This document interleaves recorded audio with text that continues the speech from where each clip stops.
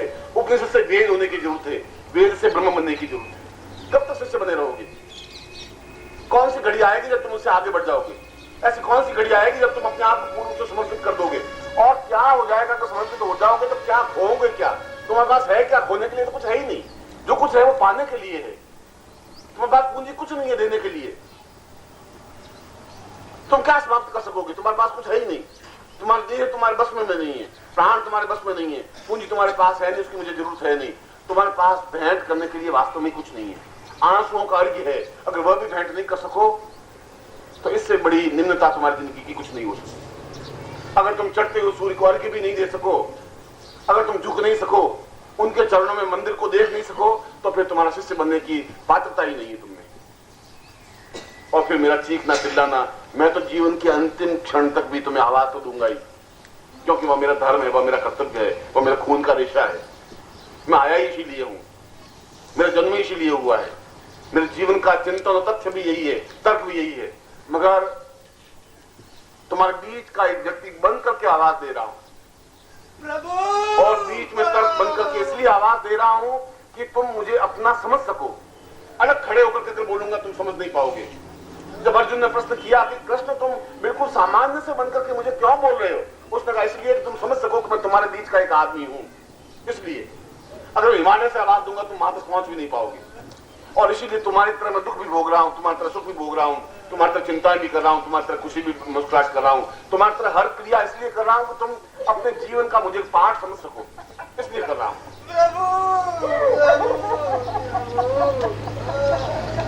तुम बैठ जाओ स्वामी, तुम चलो।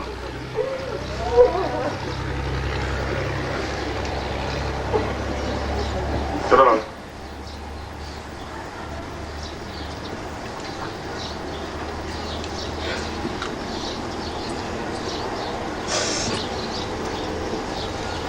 मैं तो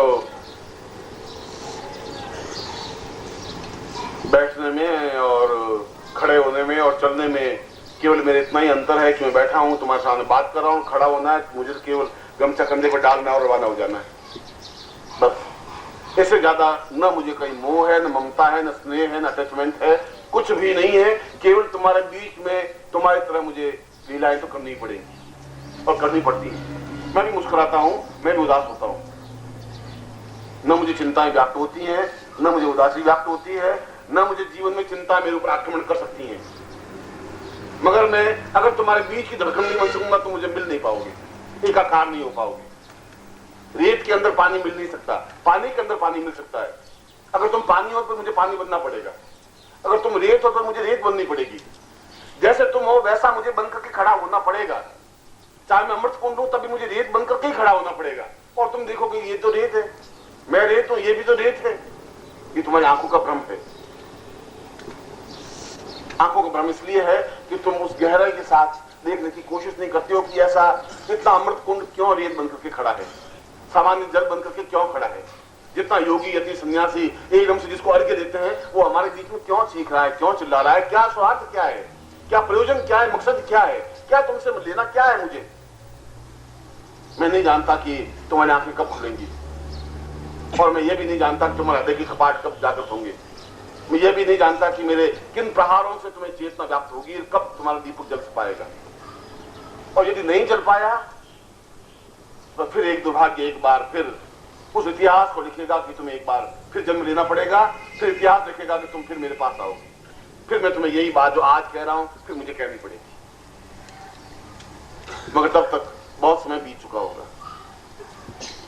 समय तो बहुत कम है, और जीवन को समझने के लिए, जीवन का आनंद लेने के लिए और जीवन की मस्ती लेने के लिए तुम्हें पात्र बनना पड़ेगा। और इसीलिए इतनी कठिन और कठोर और अद्वितीय दीक्षा। और मैं बिल्कुल भगवती जगदम्बा के चरणों में बैठा हुआ हूं। कल रात को साधना में जब बैठा तो शायद मेरे ऊपर बहुत ज्यादा मानसिक दबाव पड़ा कि तुम ये क्या कर रहे हो, ये सिद्धेश्वर दीक्षा देने का तात्पर्य मकसद क्या है, क्यों क्यों दे जा रहे हो, क्या जरूरत है इन लोगों को, ये कहां खड़े हैं, तुम सिद्धेश्वर दीक्षा कहां दे रहे हो, किन लोगों को दे रहे हो। मैं इनको समझा रहा था कि जिन लोगों को दे रहा हूं उनके लिए गुण और अवगुण और कुपुत्र और सुपुत्र की मैं गणना नहीं कर पा रहा हूं। मुझे जरूरत नहीं है। कुपुत्र हैं तब भी मेरे प्राणों से उतने ही प्रिय हैं जितने सुपुत्र हैं। मेरे प्राणों के अंश है, मेरे प्राण हैं, इसीलिए मैं इस दीक्षा देने के लिए तैयार हुआ हूं, उद्यत हुआ हूं। कल पूरी रात तो संघर्ष में मुझे बितानी पड़ी है, उन ऋषियों से भी, उन सिद्धों से भी, उन योगियों से भी, उन सन्यासियों से भी, जो आज इतना प्रयत्न सेवा करने के बावजूद भी सिद्धेश्वर दीक्षा प्राप्त नहीं कर पाए, क्योंकि इतनी कठिन कठोर परीक्षा है कि बार बार शिष्य के पास, गुरु के पास आता है, बार बार ठोकर खाता है, और जब पूर्ण रूप से मिट जाता है बीज, जब मिट्टी के अंदर मिल जाएगा तो विशाल वृक्ष स्थल बन सकेगा। तो मिटने की क्रिया ही नहीं जानते। बीज बाहर पड़ा रहेगा तो पेड़ नहीं बन सकता, पेड़ नहीं बन सकता तो छाया नहीं दे सकता, उसको मिटना पड़ेगा। तेल को जलना पड़ेगा तो दिया जल सकता है। और अगर तुम मिटने की क्रिया नहीं जान सकते, तुम समर्पण होने की क्रिया नहीं जान सकते, तो ये दीक्षा भी अपने आप में कोई तर्क नहीं रखेगी, कोई अर्थ नहीं रखेगी। फिर भी मैंने जैसा बताया कि तुम अपने जीवन में उन साक्षात देवताओं के, उस ब्रह्म के, उस तत्व के दर्शन कर सको, ये तुम्हारे जीवन का निश्चय ही पिछले जीवन का या पिछले 25 जन्मों में से कोई न कोई पुण्य की लाइन तुम्हारी जरूर लिखी होगी, तब तुम्हारी ऐसी स्थिति आ सकी है कि मेरे मुंह से बात निकली है और तुम्हें मैं दीक्षा देने के लिए तैयार हो गया हूं। क्योंकि न्यूनताओं के खाता तो बहुत लंबा चौड़ा है तुम्हारा, पर पुण्य का भी कोई न कोई खाता जरूर रहा होगा और कोई बात चली, क्योंकि उस समुद्र के हिलोर में, नदी के बहाव में जो कुछ मुंह से निकल जाता है तो कह देता हूं।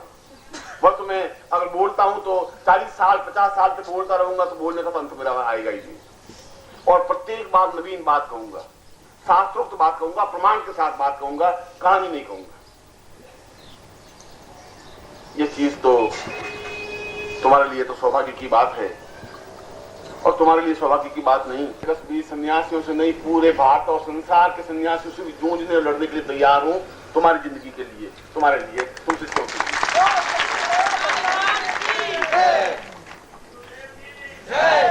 अगर एक व्यक्ति मिट भी जाएगा और 1000 लाख दिए जल जाएंगे तो मिटना अपने आप में मिटना नहीं कहलाता। मगर अपनी आंखों से देख लूं कि दिए जल चुके, तो मैं बहुत शांति से नींद ले सकूंगा। मैं देख सकूंगी कि मैं चेतना जागृत हो सकी है, तो शायद मैं अपने जीवन का ज्यादा सौभाग्य समझ सकूंगा। तुम मेरी भावनाओं को, मेरे पर्सनालिटी को, मेरे व्यक्तित्व को और मेरी लीलाओं को समझ ही नहीं पाओगे, समझ सकते नहीं हो। सामान्य आंखें उनको नहीं देख पाएंगे। आंखों को भेद करके अंदर तक पहुंचोगे तो प्राणों को देख पाओगे, प्राणों को देख पाओगे तो तुम्हारे आंसू नहीं रुकेंगे, फिर तुम रुक नहीं सकते, फिर तुम्हारा अपने आप वेग आ जाएगा, फिर अपने आप त्वरा आ जाएगी, फिर अपने आप समर्पित हो जाओगे। और जिस दिन समर्पित हो जाओगे उस दिन जीवन में अपने आप एक नवीन गुलाब की आभा चेहरे पर मंडराने लग जाएगी, अपने आप नया सूर्योदय उग जाएगा। एक आकाश में सूर्य नहीं, हजारों हजारों सूर्य उग जाएंगे, और मेरे जीवन की सार्थकता इसी बात है। मैं तो तुम्हें सबसे, और तुम जितने भी हो उन सबसे शायद बहुत ज्यादा प्यार करता हूं। तुम तो प्यार का अर्थ ही नहीं समझते, शायद प्रेम की परिभाषा तुम समझते नहीं, मैं समझता हूं, क्योंकि मैंने जिंदगी में प्रेम किया है, प्यार किया है, पुष्पों से भी किया है, पंखुड़ियों से भी किया है, प्रकृति से भी किया है, और देवताओं से भी किया है, और दुष्टों से भी किया है। मैं उस परिभाषा को, उस रचना को जानता हूं। मैं आज तुम्हें उस सिद्धेश्वरी दीक्षा को दे रहा हूं, जिसके माध्यम से तुम्हारी केवल 2 आंखें नहीं, शरीर की 1000 आंखें जागृत हो सके, चैतन्य हो सके, प्राणों की आंखें। क्योंकि तुम्हारे शरीर के अंदर और शरीर है, उसके अंदर और शरीर, उन 7 शरीरों के आंखों को जागृतता मिल सके, चैतन्यता मिल सके, प्राण चेतना बन सके। ऐसा नहीं हो कि उसके बाद तुम फिर उसके ऊपर कपड़ा डाल दो, उन आंखों के ऊपर फिर एक काला पर्दा डाल दो, फिर तुम्हारा अज्ञानता का पर्दा पड़ जाए, फिर तुम्हारा स्वार्थ का पर्दा पड़ जाए, फिर ये आंखें कुछ नहीं देख पाएंगी, फिर वही समस्या पैदा हो जाएगी। जब एक बार अपने आप को पर्दा हटा दिया तो पूरी तरह से समाज के बीच में खड़े हो जाने की जरूरत है। वह जीवन की सार्थकता होगी, वह जीवन का आनंद होगा। और मैं सोचता हूं कि मैं तुम्हें उस अनिवर्सनीय और अद्भुत और अद्वितीय साधना को दे रहा हूं। मैं समझता हूं साधना का मूल्य क्या है, तुम समझ भी नहीं पाओगे। तुम्हें समझने के लिए अभी शायद 25 जन्म और लेना पड़ेगा, तब तुम्हें शायद एहसास होगा कि सिद्धेश्वर दीक्षा भी कोई दीक्षा होती है। अनायास और अचानक कोई चीज मिल जाती है तो उसका मूल्य मैं तो आंका नहीं जा सकता। तुम जौहरी नहीं हो। जौहरी तो वो सन्यासी हैं जो सैकड़ों वर्ष तक तपस्या करने के बाद भी सिद्धाश्रम में आकांक्षी रहते हैं कि कभी नित्रेश्वरानंद की नजर पड़ जाए और सिद्धेश्वर दीक्षा दे दे और हमारा जीवन धन्य और सफल हो जाए। और कल वो यही कह रहे थे और मैं उनको यही समझा रहा था कि तुम इस चीज को समझ नहीं पाओ। ये उस स्तर तक मैं पहुंचूं, इंतजार करूं, इसके लिए तो उनको 25 जन्म लेना पड़ेगा और 25 जन्म की अवधि तो बहुत लंबी होती है। मैं तो अपनी तरफ से उनको वेग दे ही रहा हूं क्योंकि तालाब का पानी रुक गया है, मुझे धक्का देना जरूरी है। मैं धक्का तब तक देता रहूंगा जब तक नदी नहीं बन जाए, और नदी बन जाए मैं नदी का वेग देख लूं तो मुझे विश्वास हो जाएगा कि ये समुद्र में मिल जाएगी।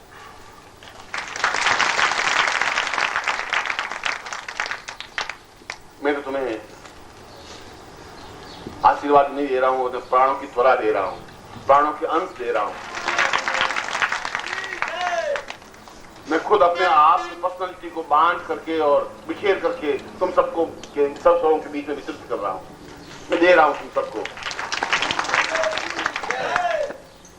और तुम कभी भी थोड़ा गर्दन झुका के अपने वक्षस्थल में देखोगे तो मुझे बिल्कुल बैठा हुआ साक्षात अनुभव कर सकोगे, निश्चित रूप से कर सकोगे।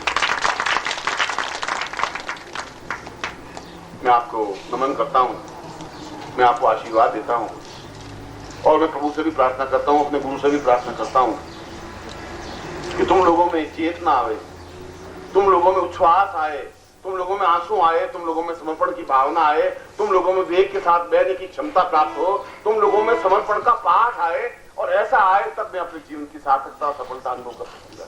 और ऐसा हो सकेगा, ऐसा मुझे विश्वास है। मैं जीवन के अंतिम सांस तक भी तुम्हारा विश्वास खोऊंगा नहीं। तुम मेरा विश्वास खो सकते हो, तुम मुझसे अलग हो सकते हो, मैं तुम्हारा विश्वास नहीं खोऊंगा। मैं अंतिम क्षण तक भी तुम पर भरोसा करता रहूंगा। तुम 1000 बार मुझे धोखा दोगे तो 1000 बार भी मैं तुम पर भरोसा करता रहूंगा, ये निश्चित है। तुम्हें धोखा खाकर के भी मैं विश्वास करने के लिए पैदा हुआ हूं। तुम्हारी गालियां और तुम्हारी आलोचनाएं और तुम्हारी आपत्तियां और तुम्हारी घटियापन को सहन करता हुआ भी मुझे मुस्कुराने के लिए मजबूर होना पड़ रहा है, और मैं तुम्हारी आलोचनाओं को और तुम्हारे घटियापन को सहन करूंगा, तुम्हारे ऊंचेपन को और तुम्हारी निंदाओं को भी सहन करता रहूंगा, क्योंकि मुझ में इतनी क्षमता है और मैं उस क्षमता को खोऊंगा नहीं। मुझे विश्वास है कि यह दीक्षा तुम्हारी जिंदगी की एक सार्थकता बन सके, और मैं तुम्हें वापस इस दीक्षा के बाद 21 अप्रैल के दिन में तुम्हें सब लोगों को वापस देखना चाहूंगा कि मैं तुम्हें अपने सीने से लगा सकूं।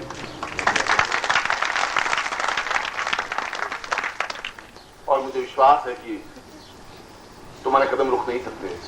ये मुझे विश्वास है कि तुम मेरे बिना रह ही नहीं सकते। तुम रो तो सकते हो, सिसकियां भर सकते हो, तुम्हारे पांव में बेड़ियां तो पड़ सकती हैं, तुम रुक नहीं सकते, तुम मुझे बुला भी नहीं सकते, तुम मेरे बिना अलग रह ही नहीं सकते। संभव नहीं तुम्हारे लिए, यह क्षमता है ही नहीं तुम में, क्योंकि मैंने तुम्हें अपने प्राणों में बसाया है, अपने प्राण तुम्हारे अंदर जागृत किए हैं।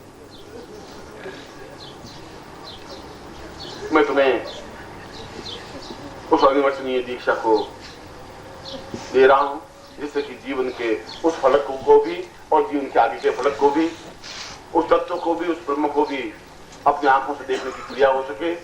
अपनी आंखों से या अपने गुरु की आंखों से या अपने गुरु के कदमों से या अपने